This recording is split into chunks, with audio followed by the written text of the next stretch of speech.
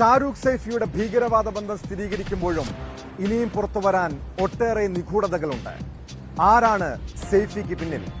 Elathur train ആക്രമണത്തിന്റെ സൂത്രധാരനാര്? കേസിൽ കൂടുതൽ പേർ കുടുങ്ങുമോ? സൈഫിയെ കൂടുതൽ ചോദ്യം ചെയ്താലേ ഇക്കാര്യങ്ങളിൽ വ്യക്തത വരൂ.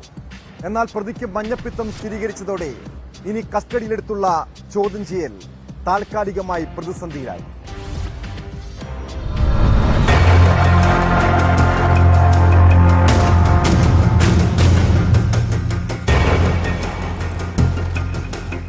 മെഡിക്കൽ കോളേജ് ആശുപത്രിയിൽ നടത്തിയ വൈദ്യപരിശോധനയിൽ മഞ്ഞപ്പിത്തത്തിന്റെ ചില സൂചനകൾ കണ്ടതോടെയാണ് ഷാരൂഖ് സൈഫിയെ അഡ്മിറ്റ് ചെയ്യാൻ തീരുമാനിക്കുന്നത്. ഷാരൂഖിന്റെ ചികിത്സ എങ്ങനെ വേണം എന്നത് തീരുമാനിക്കാൻ മെഡിക്കൽ ബോർഡ് അടക്കം ചേർന്നിട്ടുണ്ട്. നേരത്തെ പല ഡിപ്പാർട്ട്മെന്റുകളിലെ ഡോക്ടർമാർ ഷാരൂഖിനെ പരിശോധിച്ചിരുന്നു. പക്ഷേ ആ സമയത്തൊന്നും മറ്റ് ആരോഗ്യ പ്രശ്നങ്ങളൊന്നും ഉണ്ടായിരുന്നില്ല. CT സ്കാനും എക്സ്റേ ഉൾപ്പെടെയുള്ളവ എടുത്തിരുന്നു. ഷാരൂഖിന്റെ ദേഹത്ത് മുറിവുകളുണ്ട്. അത് ട്രെയിനിൽ നിന്ന് ചാടിയിറങ്ങുമ്പോൾ സംഭവിച്ച മുറിവുകളുണ്ട്. മറ്റൊന്ന് ആക്രമണം നടത്തുമ്പോൾ ഉണ്ടായ പൊള്ളലുകളുണ്ട്.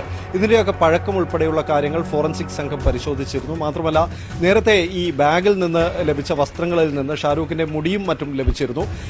ഈ DNA സാമ്പിൾ മാച്ച് ചെയ്യുന്നുണ്ടോ എന്ന് പരിശോധിക്കാൻ വേണ്ടി ഷാരൂഖിന്റെ DNA സാമ്പിളുകൾ ശേഖരിച്ചിട്ടുണ്ട്. പിന്നീട് മജിസ്ട്രേറ്റിന് മുന്നിൽ ഹാജരാക്കും, വൈകുന്നേരത്തോടുകൂടി ഹാജരാക്കും എന്നൊക്കെയുള്ള തീരുമാനത്തിൽ നിൽക്കുമ്പോഴാണ് മെഡിക്കൽ റിപ്പോർട്ടിൽ ഇത്തരത്തിൽ മഞ്ഞപ്പിത്തത്തിന്റെ സൂചനകൾ കാണുന്നത്. അതോടുകൂടി ഷാരൂഖിനെ അവിടെ അഡ്മിറ്റ് ചെയ്യുകയായിരുന്നു. ഇനിയിപ്പോൾ ആരോഗ്യസ്ഥിതി മെച്ചപ്പെട്ട് കഴിഞ്ഞാൽ മാത്രമേ ഷാരൂഖിനെ വിശദമായി ചോദ്യം ചെയ്യാൻ സാധിക്കുകയുള്ളൂ. നിലവിൽ തന്നെ ഷാരൂഖ് പരസ്പര വിരുദ്ധമായ മൊഴികളാണ് നൽകുന്നതെന്നാണ് അന്വേഷണ സംഘത്തിൽ നിന്ന് ലഭിക്കുന്ന വിവരം.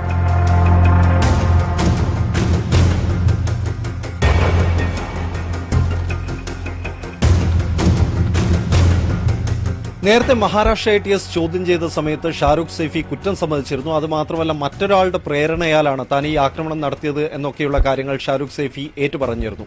എന്നാൽ പ്രത്യേക അന്വേഷണ സംഘത്തിന്റെ ചോദ്യം ചെയ്യലിൽ ഷാരൂഖ് സൈഫി മൊഴി മാറ്റി. ആരുടെയും പ്രേരണയില്ല, തനിക്ക് തോന്നിയ തന്റെ തന്നെ കുബുദ്ധിയിലാണ് ഇത്തരത്തിൽ ഒരു ആക്രമണം നടത്താൻ ഉള്ള കാരണമായത്, അങ്ങനെയൊക്കെ ഉള്ള തരത്തിലേക്ക് ഷാരൂഖ് മൊഴി മാറ്റുകയും ചെയ്തു. പരസ്പര വിരുദ്ധമായ മൊഴികളാണ് ഇയാൾ നൽകുന്നത് എന്നുള്ളതാണ് അന്വേഷണ സംഘത്തെ കുഴക്കുന്നത്.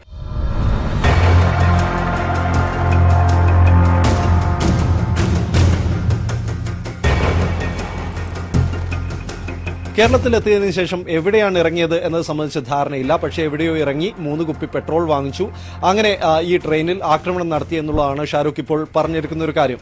മറ്റൊരു കാര്യം, ഈ ആക്രമണം നടത്തിയ ശേഷം ഇതേ ട്രെയിനിൽ തന്നെ കണ്ണൂർ വരെ യാത്ര ചെയ്തു. കണ്ണൂരിൽ നിന്ന് മരുസാഗർ അജ്മീർ എക്സ്പ്രസിലാണ് ഇയാൾ പിന്നീട് രക്ഷപ്പെടുന്നത്. പുലർച്ചെ 1:30 ഈ ട്രെയിനിൽ പിന്നീട് പോകുന്നു. പക്ഷേ മഹാരാഷ്ട്രയിൽ വെച്ച് ഇയാൾക്ക് രത്നഗിരിയിൽ വെച്ച് ഇയാൾ ട്രെയിനിൽ നിന്ന് ചാടിയിറങ്ങുന്നു. അപ്പോഴാണ് പരിക്കുകൾ ഉണ്ടായെന്നൊക്കെയുള്ള തരത്തിൽ ഇയാൾ മൊഴികൾ നൽകുന്നുണ്ട്. പക്ഷേ ഷാരൂഖ് ഒറ്റയ്ക്കാണ് ഈ കൃത്യം നടത്തിയത് എന്നുള്ള ഒരു നിഗമനത്തിലല്ല പോലീസ് ഉള്ളത്.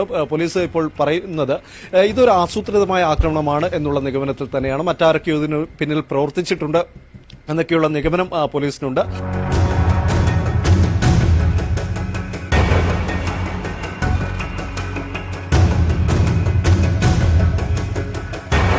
നിരവധി ചോദ്യങ്ങൾക്ക് ഇപ്പോഴും ഉത്തരം കിട്ടാൻ ബാക്കിയുണ്ട്. ഷാരൂഖ് കുറ്റം സമ്മതിച്ചു എന്നത് ഒഴിച്ചു നിർത്തിയാൽ മറ്റു കാര്യങ്ങൾ, ഇയാൾ എന്തിനാണ് കേരളത്തിലേക്ക് വന്നത്, എന്തുകൊണ്ടാണ് കോഴിക്കോട്ട് വെച്ച് ആക്രമണം നടത്തിയത്, ആരുടെയും സഹായമില്ലാതെ എങ്ങനെ ഇവിടെ നിന്ന് രക്ഷപ്പെട്ടു, അങ്ങനെ നിരവധി ചോദ്യങ്ങൾ ഇപ്പോഴും ഉത്തരം കിട്ടാതെ ബാക്കിയാവുന്നുണ്ട്.